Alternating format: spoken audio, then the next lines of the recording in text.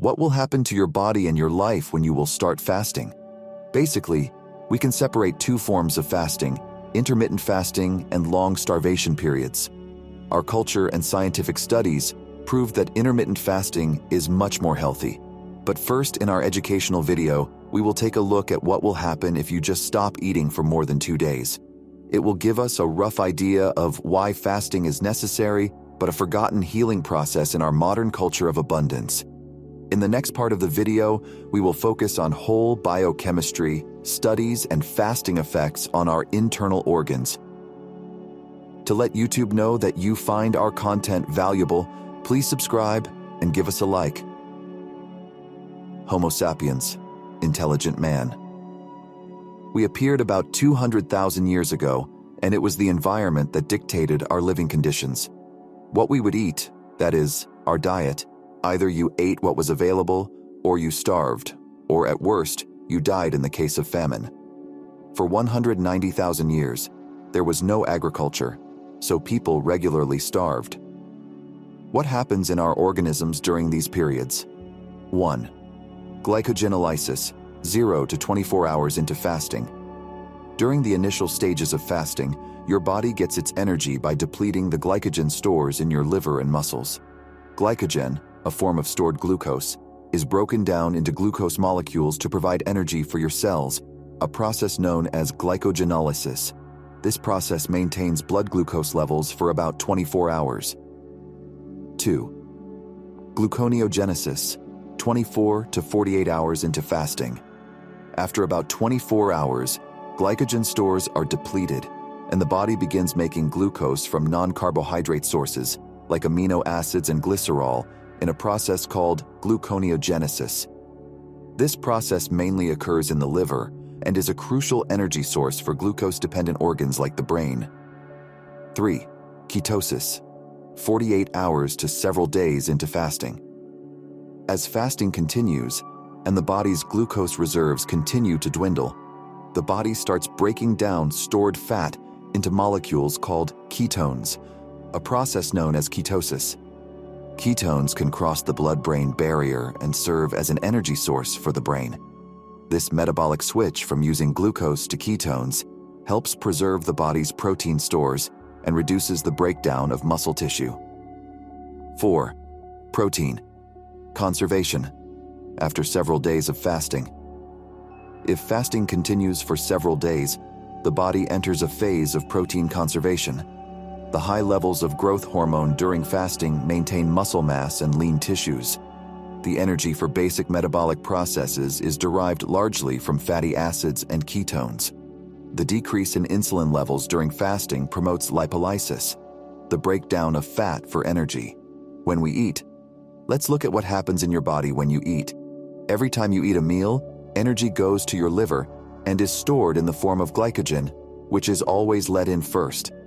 It takes about 10 to 12 hours for your liver to deplete its glycogen stores. So, if you eat 3 meals a day, you never deplete your liver's glycogen stores. Although, if you train, for example, at the gym, you will deplete your glycogen. When you deplete these glycogen stores in the liver, fats start to burn and ketone bodies are produced. The term starvation has a very negative connotation, and it's nothing more than going into a state of ketosis, meaning you are feeding on fat. A person with fat or stored energy can live completely without food. Example: a 206 kilogram 27-year-old man in Scotland fasted for 382 days, consuming only water and vitamins. He lost about 125 kilograms and completed the fast without any side effects. He was technically in starvation mode the entire time, and his body used stored body fat for energy. Now that you know what happens when you eat, now look at what happens when you stop eating. For 4 hours after eating a meal, the body is in a digestive state. 4 to 6 hours after a meal, our body goes into a post-digestion state. Insulin and blood sugar levels drop. Therefore, in order to keep glucose at the right level, it is released from the liver and muscles by breaking down glycogen. 10 to 12 hours after a meal, the body enters a state of starvation. In this state, glycogen stores run out, and to maintain adequate blood glucose levels, the process of gluconeogenesis, or the production of glucose from fat, lactate and protein begins.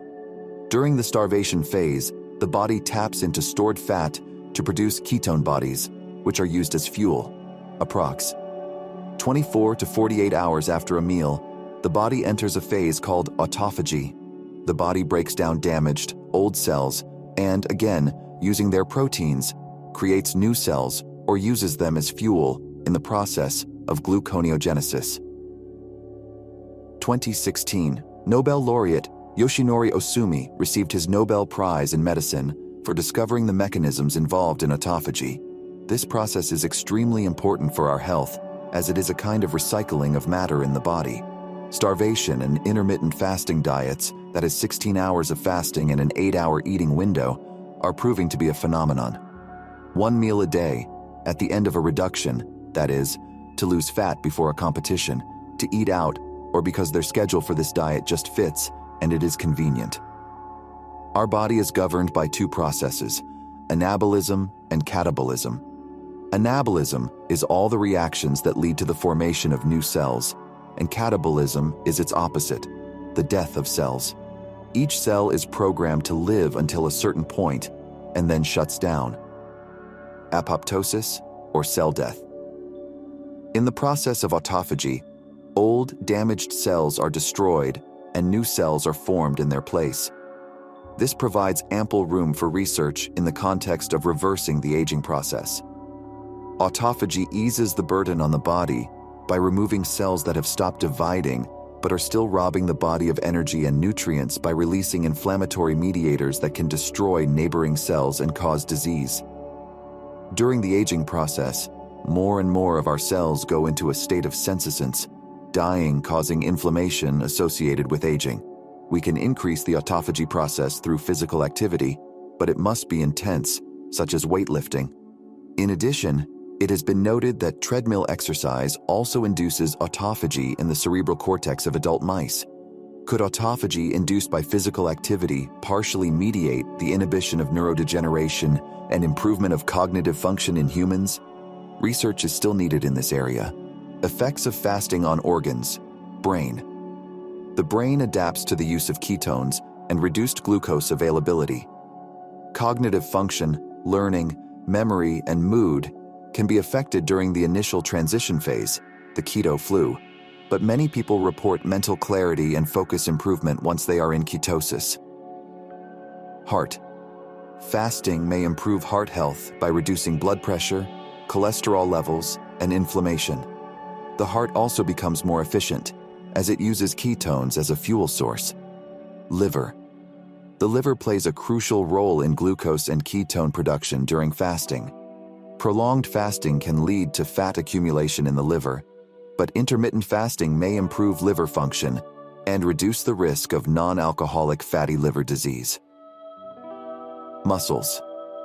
During prolonged fasting, the body conserves muscle tissue by using ketones and fatty acids for energy. However, prolonged fasting can lead to muscle loss, as the body eventually needs to break down proteins for glucose. Digestive system. Fasting gives the digestive system a rest and can help in the healing of various digestive disorders such as irritable bowel syndrome, IBS, and inflammatory bowel disease, IBD. Endocrine system. Fasting affects various hormones. Insulin and leptin levels decrease, which enhances fat burning and reduces inflammation, levels of human growth. Hormone increase, which benefits muscle growth and fat burning. Adrenaline increases to maintain energy levels. Humans have consciously weaned themselves off food in the past. Plato fasted for greater mental performance. Philippus Paracelsus, on the other hand, called fasting the greatest medicine, and Mark Twain suggested that fasting might be more effective than any medicine. They used to treat people with epilepsy precisely by starving them. That's because they thought they were possessed by demons, and found that if they locked these people in a room without feeding them, the demons would go away. However, it turns out that it is ketones that suppress seizures, and in fact, today, ketogenic diets are used to treat patients with severe epilepsy. Fasting can also be attached to the phenomenon of hormesis, which means that something that is harmful in large doses is beneficial in small doses, a process in which the body responds to external stress factors, such as small amounts of toxic flavonoids in plants, intense exercise, extreme temperatures, giving the whole body benefits. Hormesis is the reason why exercise or green leafy vegetables are so good for our health. By introducing minimal stress, they enhance their health-promoting properties and improve immunity. Creativity versus brain and fatigue. From an evolutionary perspective, if you're hungry and haven't found food, you better figure out how to find it. In such a moment, your brain can't go wrong, and you become more creative as a result. If you feel tired all the time, then pay attention to the amount of food you eat. A great example is Sunday dinner at Grandma's house. When you are full after dinner, you feel sleepy and tired because your body has to digest all the food. Your brain can also be disarmed by frequent dopamine injections. In summary, if you overeat, your brain is not working at its natural speed. Whether you do extended fasting, intermittent fasting, or simply eat less, you are giving your body a chance to deplete glycogen stores and dive into ketosis, which leads to many health benefits. Experiment on macaques. Researchers began restricting the caloric content of the monkeys' diets by 30% when they were 16 years old. Now one of them is 43 years old and has thus set a longevity record for the species. That's the equivalent of 130 years in humans. Based on the results of the second study, gerontologist Valter Longo concluded that you don't have to fast all the time to enjoy the positive effects of starvation. All one needs to do is to use starvation several times a month. Repeat the scheme for 3 consecutive months, and after a certain period, repeat the cycle. Starvation cures cancer. Dr. Valter Longo studied the effects of 2 to 4 days of starvation in people with cancer during chemotherapy. The study proves that several days of starvation enhances the effectiveness of chemotherapy, while side effects are reduced and healthy cells are protected. It also stimulates immune system regeneration through the production of precursor stem cells. Starvation cleanses damaged immune system cells and cancer cells precisely by autophagy. Food industry. Eating 3 meals a day was basically invented because of culture, not biological necessity. The food industry has to sell all this hypermarket food, so more templates are created all the time to make us eat as many meals as possible. If we fast, a good portion of the food in the stores would go to waste. It's important to note that while fasting has many potential benefits, it's not suitable for everyone. People with certain health conditions, such as diabetes, should only fast under medical supervision.